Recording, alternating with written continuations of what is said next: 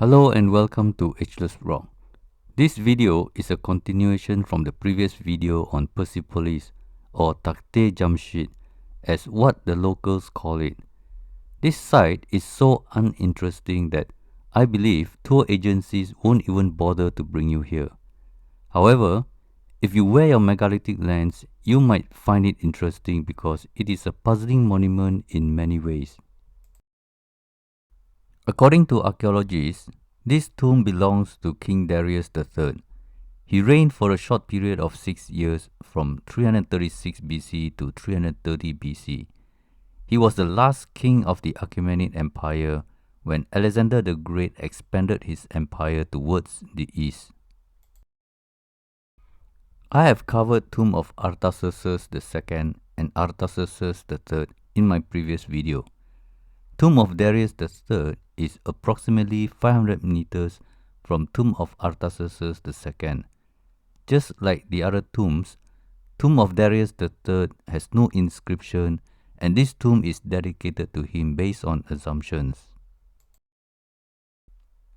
Tomb of Darius III is located at Takte Jamshid, as known to the locals, or the West would call it Persepolis.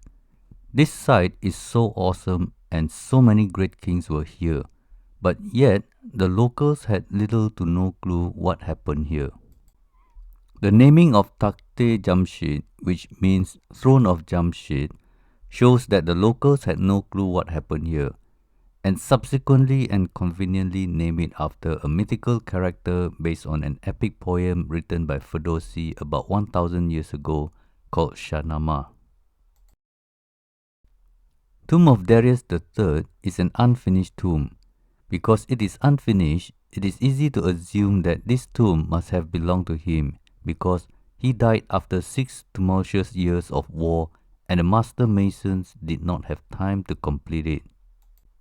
Since it is incomplete, it should tell us a lot about how it was created.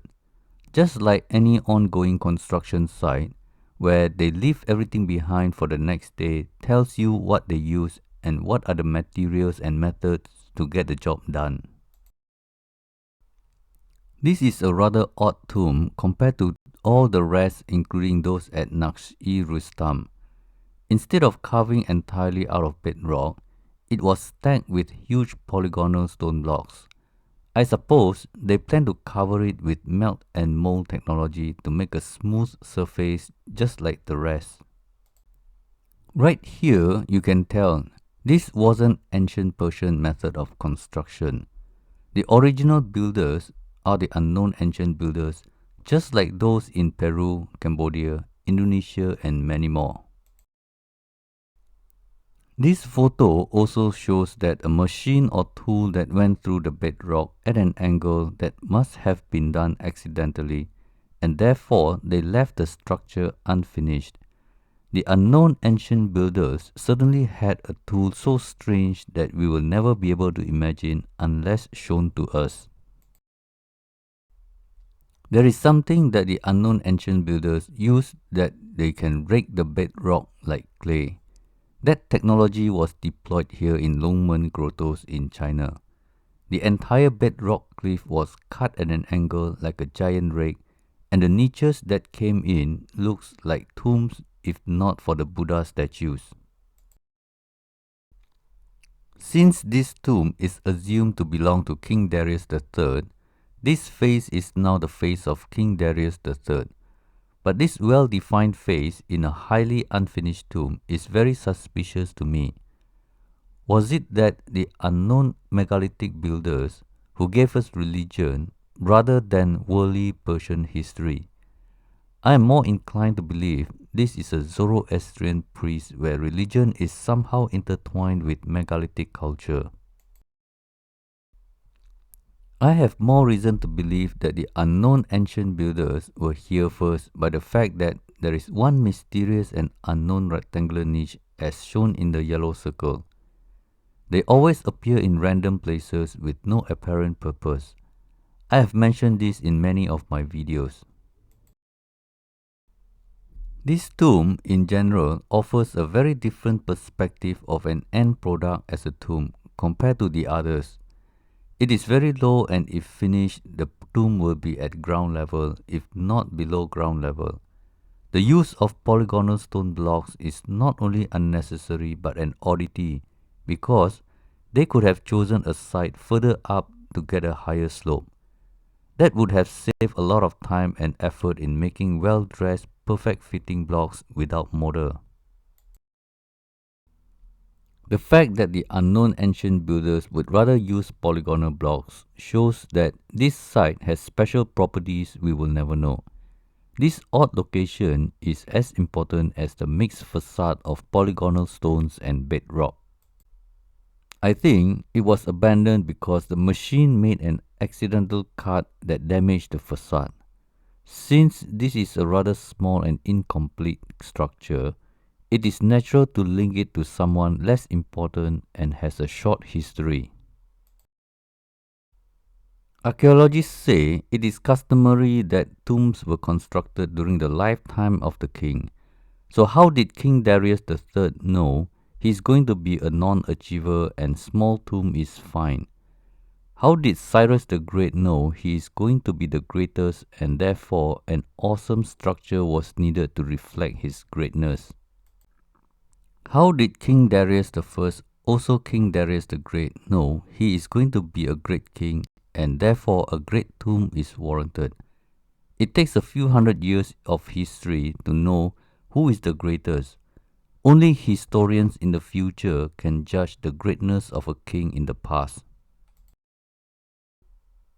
This monument is boring for most people, and coming here is the last thing to do when they are in Persepolis.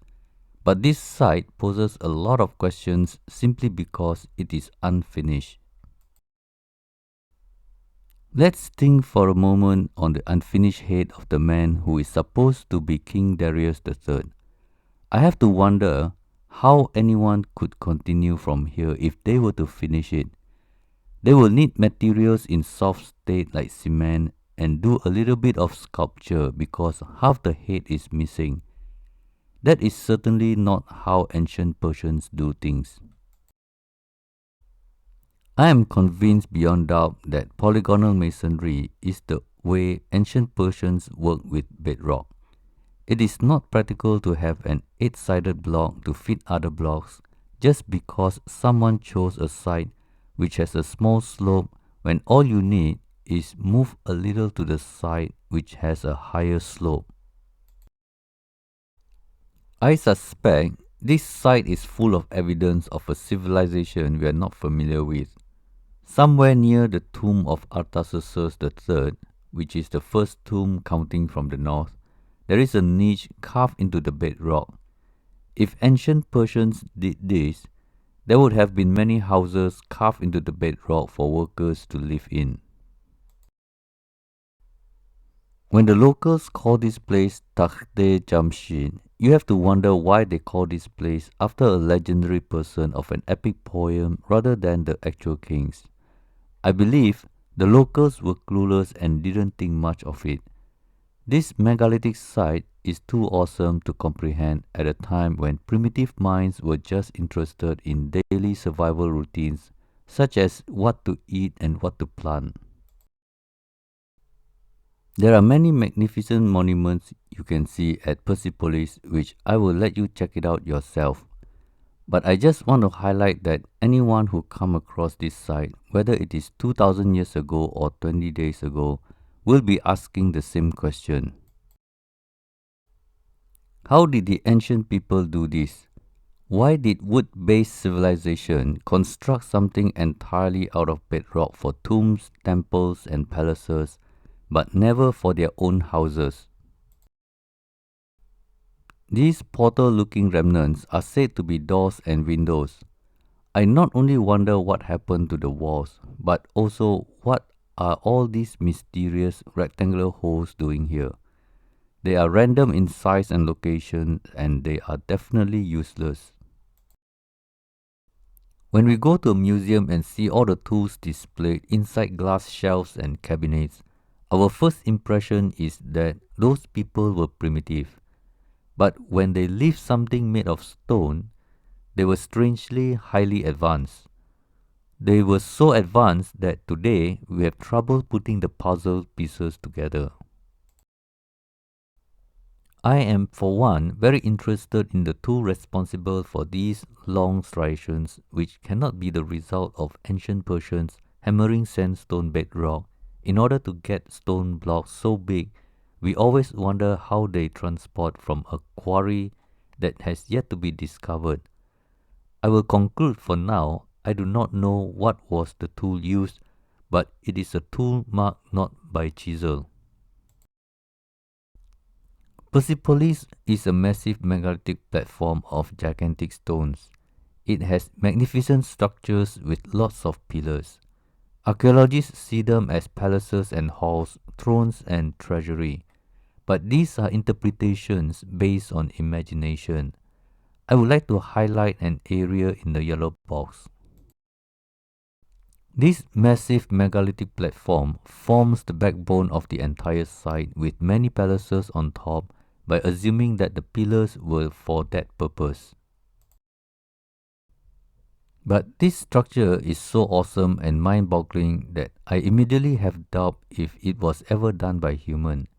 The stones are extremely big, and to make each one with precision so that no mortar is needed is just not our human nature way of thinking. The stones at Persepolis are so ridiculously colossal that you have to wonder why would that be necessary as the preferred method of construction. Polygonally precise is not even something we do today.